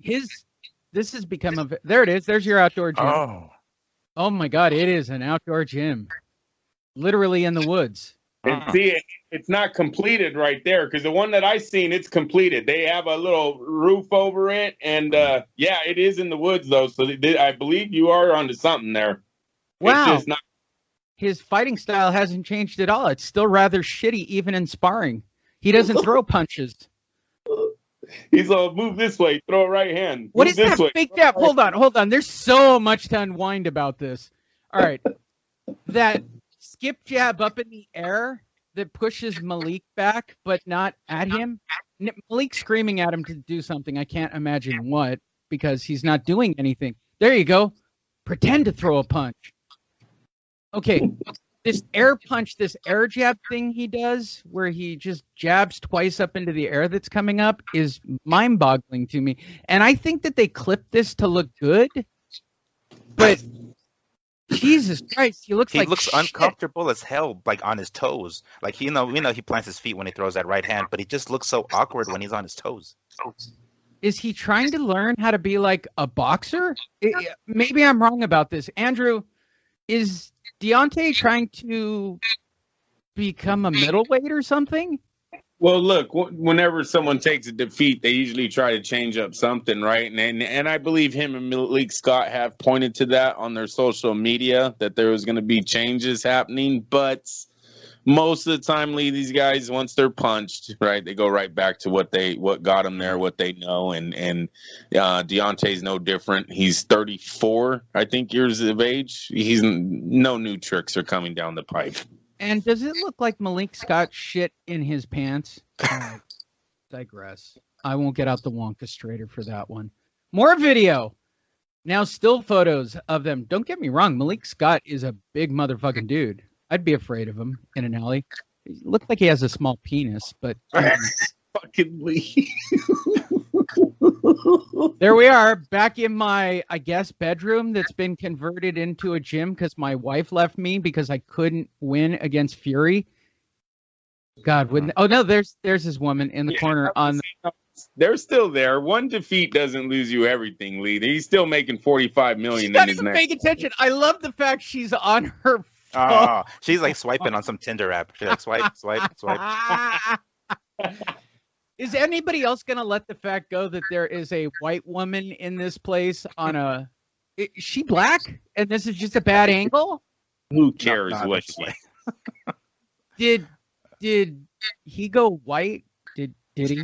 Doesn't really matter, Lee. All right. Again with him boxing inside its track See, house. this is the one that I saw. I thought it was just like somebody's like bedroom and they moved the furniture or some shit. No, this is his house. Mm. This is literally his house. I mean, I've gone through it. It's a track house. Yeah, there she is. Oh, there we go. She's black. She's hot. I saw this pic when they were out here in San Diego or Marina Del Rey. They were on the coast. You know why he's laughing? Because I'm going to get paid remuneration. Yeah, baby. All right, We'll back then spend he all probably that thought he was. remuneration. By the way, this is a tour boat. He didn't get a private boat. That's why people up there have cameras. This is just a plain old tour boat. This fucker didn't even get a private boat. Fuck him. He probably got it on Groupon. I think, my humble opinion, Malik Scott is far more imposing than Deontay Wilder. I'm just saying it out loud for the room. If I had my choice of who I'd want to see in an alley, I'd probably pick Deontay Wilder. I could be wrong. Miguel? Yeah. No. I agree. I mean, ultimately, I think, Wilder's got that heavy right hand, and once we find out, we know he's got that right hand. But just Well, he doesn't have a body on looking his at- record yet either. Right, So, right, that's- and I'm pretty sure Malik does, allegedly. I mean, yeah, right. Allegedly, but yes, looking down at like an alley. Yeah, if I see Malik, I'm not going down that shit. Andrew, which one would you rather see in an alley? Yeah, Deontay Wilder. I don't. Well, Yeah, you can outrun him. especially if he's wearing shorts. If he's wearing shorts and you get to see his legs, you're like, oh yeah, I can do Yeah, it. well, I'm pretty sure I know I can outrun him, so that's a plus. All right, move forward. Jean Pascal failed the drug test. This happened on Friday. This story broke pretty big. He's out of the Badu Jack. This is the co-main for Sunday's fight on Mayweather Paul's undercard. So let's talk about it because I read these quotes and they're really, really, really, really, really funny. My fight with Jean Pascal is off after he tested positive for not one, not two, but Oh. 3 different steroids. We suspected he was dirty the first time around, and VADA testing confirmed it this time. I'm still fighting on June 6th. My team is looking for a cab driver for me to fuck up. He also said, by the way, this isn't the first time this has happened to me. Lucy and Boutte took steroids for our fight. Now Jean Pascal. Are you guys so scared of a fair fight with me that you need to take steroids to fight me? Hashtag cowards. All right. All right. Is he just unlucky? I'll start with you, Miguel, this time. I'm sure you saw the story break. First of all, does anybody care? I mean, not the first fight was pretty entertaining. It was a pretty good fight. I don't know. I wouldn't mind to have seen it again, but I mean, look at the fucking dude. I mean, I don't know how old Jean Pascal is, but he's up there in age to be looking like he's looking 50. like. It doesn't it doesn't come as a shocker, but I don't know. I don't remember him. I mean, I'm sure it was like the whatever athletic commission they fought in before that tested him and he passed or whatever. So this is as far as I recall the only time he's ever tested positive for anything. But it looks like he went balls to the wall because he got 3 he pissed hot for 3 steroids. So I can't say I'm surprised. No. Andrew Labouche. Not surprised. Don't care. There you go. And because you guys really want to know, am I doing the hard work and research for everybody in boxing? I have ordered clenbuterol from a veterinary supply source because it is one of the preferred steroids of choice for boxers. The downside, I think, is the shakiness from it. I just thought I'd say it for the room. But it does increase your cardio, and it does cut fat. I'll be releasing my photos shortly, and they won't be airbrushed. I think we'll all be surprised. We'll just use Andrew's wedding photo as a before and after for this one. Fury's father erupts on on Tyson's team over son Wilder instead of Joshua. Why would he erupt? What does Tyson Fury's father have to say? Why would we listen to Tyson Fury's father? Well, he can blame his team, no one else. Anything rushed is no good, and that's been rushed. He was fighting AJ. I wanted him to fight AJ because he promised me 20% of the money. I have no interest in Deontay Wilder because there's no money in it. I told him in a phone conversation to check it, to make sure that I still get 20%. All right. That's my insight on that fight. So I start with you, Andrew. His father mad? Really? Is there money involved? Yeah, I don't know. I don't know what the real story here, what we're really covering. His dad's mad because he didn't fight AJ? Yeah. All right. No, well, that's not really news. That seems like a family issue, not a boxing issue. So you think it's not the first time we put a personal issue on this air? Yeah, I know, but it's just I don't know how to respond to it. Tyson Fury is going to make a lot of money fighting Deontay Wilder too, so I'm not Miguel? like, oh, Yeah. All right, fine. Miguel, do you have a comment? Fine. I'm moving on past the story. Shut up, both of you. Frank Warren had this to say. After Fury wipes the floor with Wilder, he wants Joshua in December. Okay, cool. Frank Warren, who isn't quiet now because apparently there's no further gag restriction, updated his update to his update, and he's now the daily update king. Tyson Fury is facing Deontay Wilder net, but let's make it very clear now that we want Anthony Joshua in December. There is no doubt the Gypsy King will want to face his fellow Brit in a blockbusting fight, and we are keen that it is for the undisputed heavyweight title.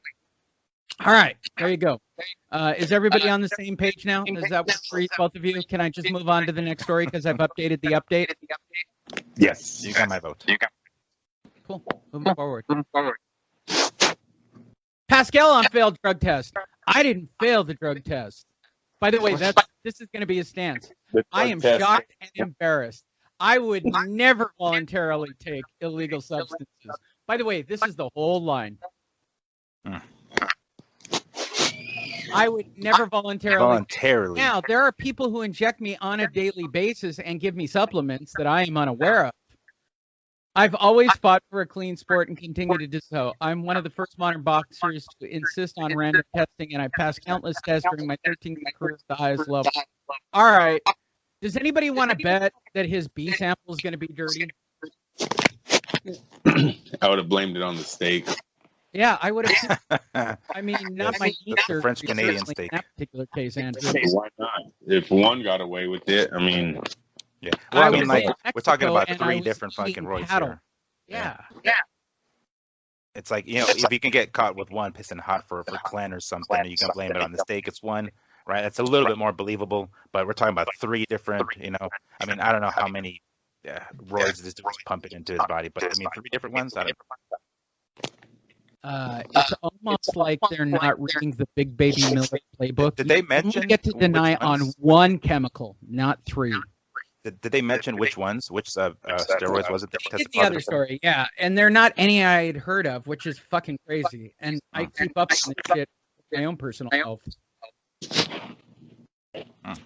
Ricky Hatton made comments on the Josh Taylor Teofimo possibility. Why do we care about what Ricky Hatton has to say? We don't. It will be interesting to see what he does next. Maybe next. Oh, now he's being calm. Fuck him. Wilder's manager, I really believe Fury will get knocked out this time. Okay, good for you. He really believes it this time. He really believes it.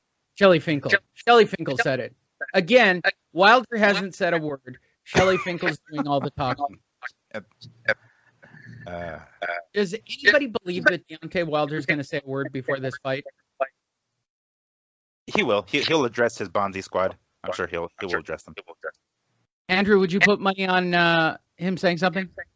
Of course, yes. He's going to have to start at some point. All right. Well, we'll see. Clarissa Shields makes news. I will not take chump change to fight Savannah Marshall. What's the fight? Jeopardy now? According to Shields, an offer was made to Marshall in 2018, and the British boxer turned down the fight. We will not take chump change for the world championship fight of that caliber. Eddie Hearn is saying that she's going to knock me out. Okay. As I recall, she just won recently, right, Miguel? Yeah. And made her like a big hot thing for a split second here. Yeah. And then she called out Clarissa. And Clarissa's quoting 2018 when she was not a big deal. And that's why she's not taking the fight. Joining us on the phone is Clarissa Shields. Hey! Just stick to MMA, Clarissa. Just please do so. Listen, go over there. I'm using the Steven Espinosa calculator. $2018 is not enough. Moving forward. Jason Quigley rallies to edge out Shane Mosley Jr. Yes, we're up to this weekend fight, and that's how we're going to end the show. So let's start with Jason Quigley down under, or England. Hey, wait a minute. Yeah. No, I want a story about Fuckface's video with no patch, no stitch, no eye surgery. You got it. No swelling, no bruising. All right. No nothing. This is what Andrew's referring to. If you're not watching the video, this is why you should watch the video. It's Josh Taylor in a pair of sunglasses. It's not Taylor. Billy Driving a car, Billy Joe. talking casually, with no orbital. Billy Joe. What? It's Billy Joe. Saunders. Yeah, isn't that what you're talking about? Yeah, well, you said Josh Taylor. Oh, sorry, Billy Joe. Sorry. Oh, yes, thank you, Billy Joe Saunders. Thank you. Yeah. Sorry, I got excited. All right, let's watch this video again. Had 3 fractional eye fractures. Had to have surgery immediately after the fight. That guy, the fight that happened 3 weeks ago. I hear you. All right, so let me say this to everybody: go to fightnetradio.media and you can watch the video on our site. And it's Josh Taylor. I'm sorry, they're the same person. Billy Joe Saunders driving a vehicle. One white guy looks the same to me. So I'm stopping right here because I can't see a black eye at all under the glasses every time it shuffles around. His eye looks perfectly okay to me constantly, right? So, Andrew, what was your take on this video? Well, my take is, where's the eye patch? Listen, where's the eye surgery? How did he heal so fast? All these questions I want answered. I've always asked. He has superhuman powers. We have a note from Manny Pacquiao Promotions. He has supernatural powers. Like sometimes I'm watching the WWE. How these guys can literally, he's in surgery right now. Yeah, it's bad. It's real bad. Yeah, 3 fractures. And then he releases a video like, hey, I'm fine, you guys. Thanks for the support. I'll be back. What is this? A storyline? Was that the end of that chapter in your book that you had a fake eye injury? Fucking unbelievable that people bought into that. We'll never watch Billy Joe Saunders again. I'm sorry. I'm going back to what I said. Billy Joe Saunders took a dive. I don't know why you guys don't believe me. That was a guy who took a paycheck for Canelo. Miguel Antonio Barragan, are you concerned that there is no eye patch or noticeably occasion face? Some swelling, some. Oh wait. Oh shit, he just turned there for a second. Okay, you can see slightly in there, and there's nothing wrong.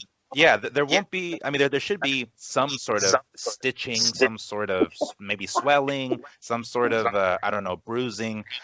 For sometimes when that shit happens, like they do the surgery. Obviously, there's gonna be something. Maybe not a patch, but it appears as though he's wearing the sunglasses to try to cover something up. So I have to assume, maybe giving him the benefit of the doubt, there's something there, but I cannot fucking see it. It's pretty sketchy. There you go. Breaking news from Andrew Labouche. Jason Quigley rallies to edge Shane Mosley Jr. by majority decision. Jason Quigley joins a list of people who've now beaten Shane Mosley Jr. on undercards. So I start with you, Miguel, because I know you'll watch an entire DAZN card like a mental patient like I will. What did you think of Jason Quigley or Shane Mosley Jr. or Shane Mosley? I don't even think I saw Shane Mosley there. Did you guys see it? I mean, he wasn't ringside. I don't think I saw him at all. Yeah. So he just kind of like left his kid there basically. But it was a slow fight at the beginning. It did pick up towards the end. It really didn't look like I've seen fights from Mosley Jr. before, and it looked like I thought he had a little bit more power than he did. These punches didn't have shit. Like he did stun Quigley a couple of times, but I mean, like it didn't look like Quigley was really ever really hurt. Towards the second half of the fight, it looked like Mosley Jr. had zero power. His punches were just loud, they just like smacked, but they did little to no damage. I think at that point, Quigley understood that he was going to be able to take his Mosley Jr.'s power and then take over the fight.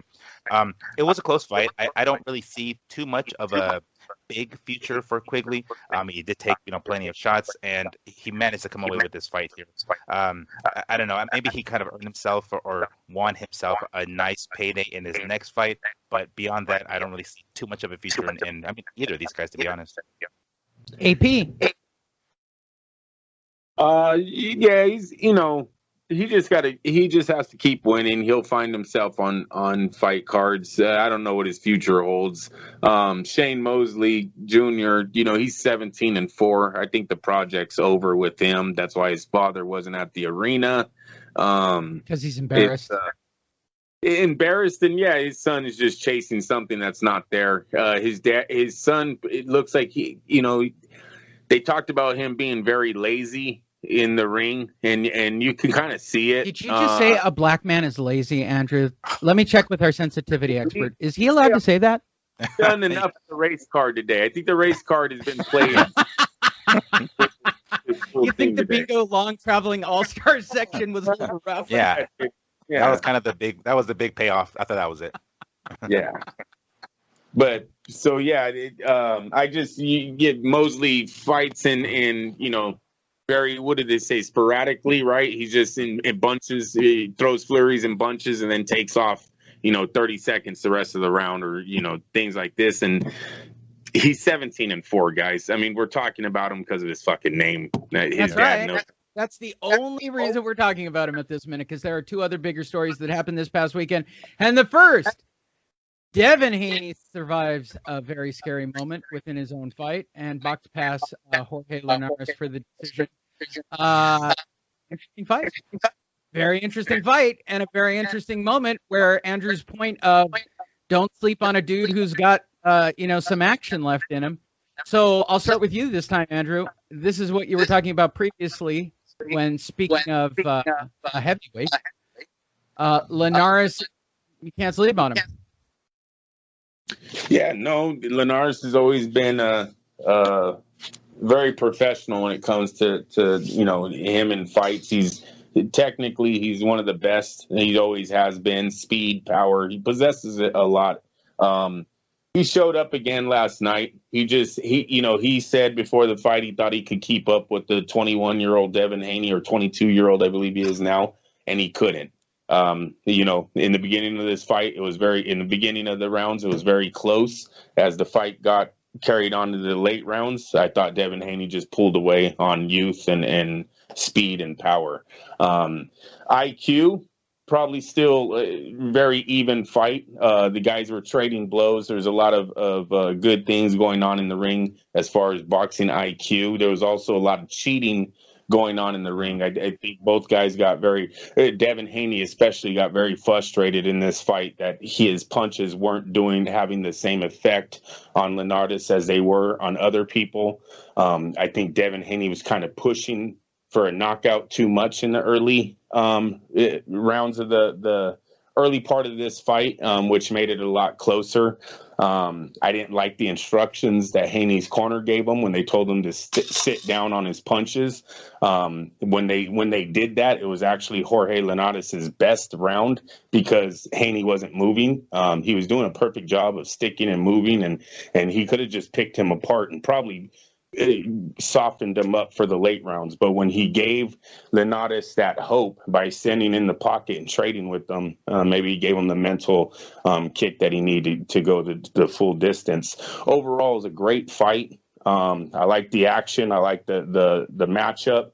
Devin Haney still is on a path of being one of the big superstars in our sport.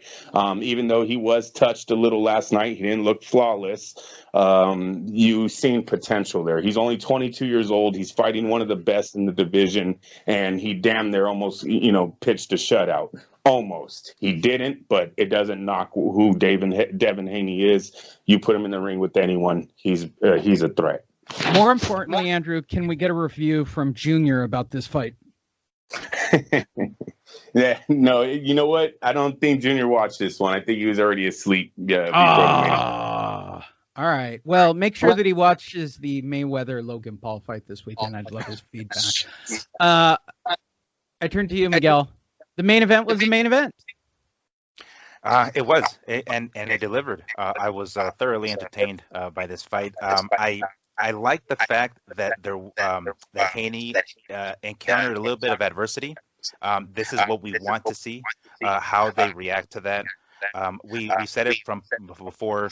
Of the top lightweights that are hot shit right now, Haney up until last night was the one that has been the least tested. But he was tested yesterday, and he passed with flying colors.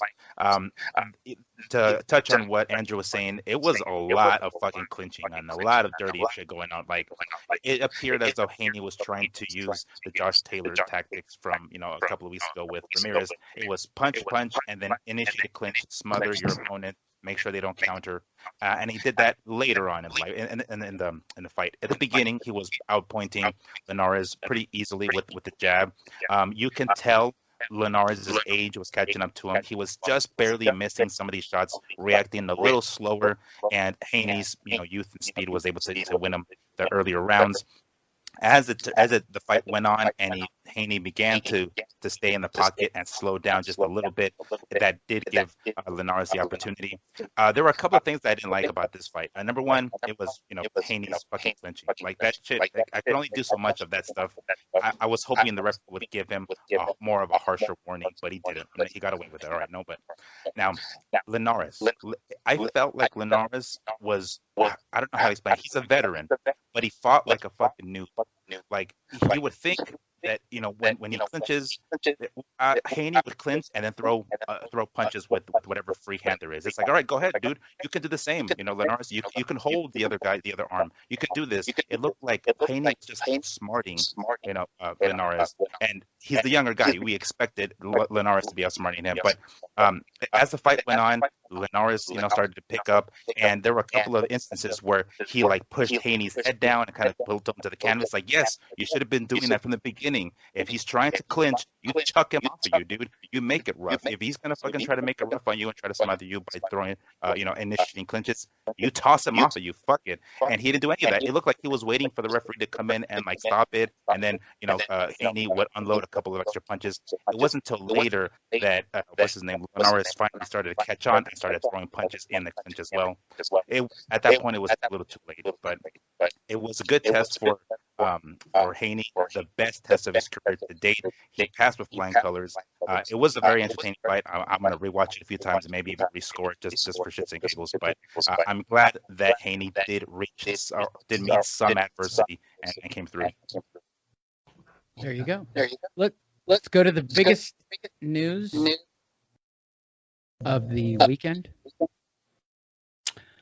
Nonito Donaire makes history, knocks out Ubali in the fourth round to win the WBC title, and I think this gives him 16 titles or some ghastly number at Dignity Healthcare Park.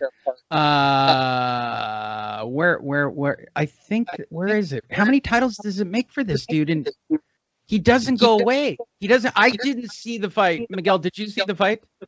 Yes. It was on right at the last couple of rounds of Haney and Linares. So I was just kind of flopping between my computer and the screen. But I was able to catch the last 2 or 3 rounds because most of my attention was on Linares and Haney. What did you think of Nonito Donaire winning yet again another title and not going away? Well, I mean, we've mentioned this before, even for older fighters, power is generally the last thing that they lose. And usually that is more true for the heavier fighters, not necessarily the smaller fighters, because generally the smaller fighters aren't as powerful and they depend more on their technique and their reflexes. And as they get older, the reflexes generally go away, of course. But man, he still has that pop. He still has that left hook, or that left hand in general. And it appeared as though he was big. Like, I mean, maybe I didn't pay attention to the weigh-ins, but dude, he looked fucking huge. Like compared to Olubai, I can't pronounce the last name. Ubali.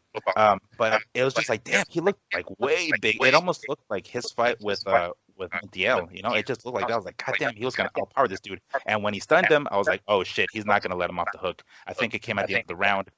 That one punch that really hurt Ubali, it looked like it was after the bell. I think the punch was already on its way, and maybe it landed after the bell. But the referee, Jack Reese, I think it was, he counted it and said, all right, fuck it, I'm gonna start counting, and if he can beat the count, he goes back to his corner. But once I saw that and the way he dropped, I was like, oh shit, it's done. He's gonna finish him in the next round, and sure enough, he did. Andrew. His left hook showed up again. It's one of the greatest left hooks boxing's ever seen. The man has so many highlights and championship bouts ending the fights with this punch. It's incredible. It really sucks that Nonito came out at the same time as Manny Pacquiao, because he really never got the respect at a Top Rank that I think he deserved when Manny was at his highest. Nonito had a lot of knockout of the year awards while Manny was doing his own terror, and I think that's where Donaire ultimately went wrong in his career, is that he kept chasing the Manny Pacquiao Filipino fan base when he should have just stood in the Bay Area. There was big venues out in the Bay Area I thought him and Top Rank could have worked with. They didn't, and so here we are.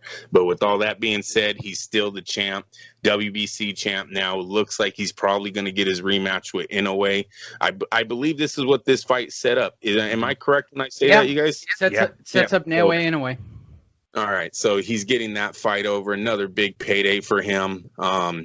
Just nothing but respect. I got a phone call in the beginning. One of our friends, mutual friends in San Leandro, called and couldn't believe Nonito was fighting on TV again. And I told him about the left hook. I said, bro, he has a left hook. I said, he's not going anywhere. The guy has. I said, I always loved Chavez Sr., but I think if I was building a fighter, I would want the left hook of Donaire, and then that's the punch that ends it 4 rounds later. It was just Nonito's badass, man. Yeah, from San Leandro, California. That's a good little drop, and I would like to believe that that's Donaire's brother, which would even be funnier, but I know it's not. And here's the question, Andrew: would you rather have Donaire's, or how about Carbajal? What's that? How about so you're saying you want Donaire's hook? Yes. That Carbajal.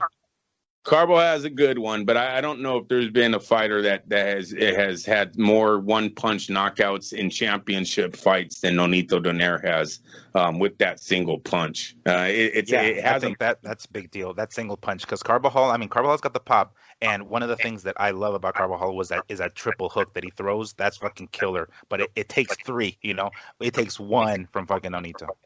It has a mind of its own. It comes in a whipping motion. You don't see it. Ryan Garcia possesses a lot of the same, the way they throw it. It's on reflex more than a setup, natural. Nonito's always had that, and it's the commitment too. I think, like they mentioned this, I think Jim Lampley mentioned this about Tito Trinidad years ago. The commitment he puts into that punch, like he goes balls to the wall when he fucking swings it. Like it's not just the whip, it's not just the timing, but goddamn, he commits to that left. Yep. Well, with that said, let's talk about somebody who is going to find out what a sparring match is all about this weekend. And it's not Daniel Dubois or Bogdan Dainu. Nobody will be watching that on the team for sure. Miguel and I will be watching via VIPfrontrow.net, proud sponsor of the show, sort of. I wonder if I can get an affiliate link. Floyd Mayweather versus Logan Paul. So Logan Paul is going to come in at like 250 pounds for this fight, and Floyd has not trained at all and looks like he's lived in a cave.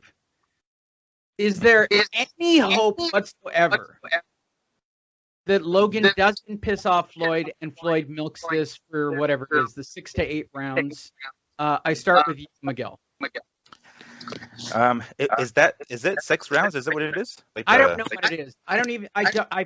We've never followed the fight that close. I don't know the rules. I don't know if they're 2-minute rounds. I don't know shit about this fight. I don't even know what weight they're going to be at. Like Logan I'm assuming Logan. Enormous. Yes, I'm sure that Floyd's going to have him drop down X amount of weight. I realize that. I don't know what the fuck we're going to see that night. Honestly, I mean, it's going to be pity pat sparring. I mean, I don't really know. I don't think.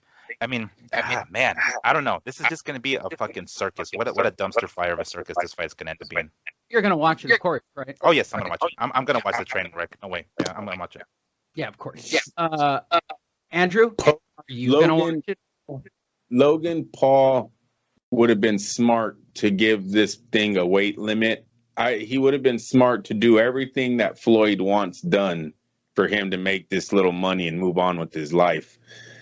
To come in here, and I don't give a fuck if he's 200 pounds heavier, if he's fucking 300 pounds heavier. He's going to get his ass kicked if Floyd fights him for reals. And I think Floyd is, because Floyd don't really have no reason not to.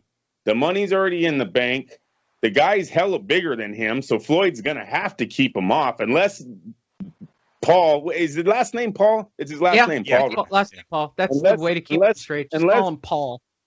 Unless Paul's just going to stay away and, play the game, well, then we're all good. We'll go to a decision. But if you want to try to come and oh, yeah, I'm bigger than you, so I'm gonna try to apply my advantage, my weight and height advantage, Floyd's going to light your fucking ass up. He's gonna light this guy up like he ain't never seen before. I don't give a fuck how many NFL, MMA players he's knocked out in that stupid sparring videos that they keep showing. This is Floyd fucking Mayweather. This is a guy who throws 7 punches in a row and doesn't miss. Like, you can't get lit up like that just coming into the ring and never doing it before. That's not going to end well for him. So, no, I don't give a fuck about how big he is. He would have been smart to starve himself, try to make a weight limit, and go, yes, Mr. Floyd, I will do everything you want. Anything besides that, you're getting your ass kicked. You might get a broken nose. Put that out. Has his nose ever been broken? Because if it hasn't, let's bet right now that his nose is broken on Saturday night if Floyd punches him for reals.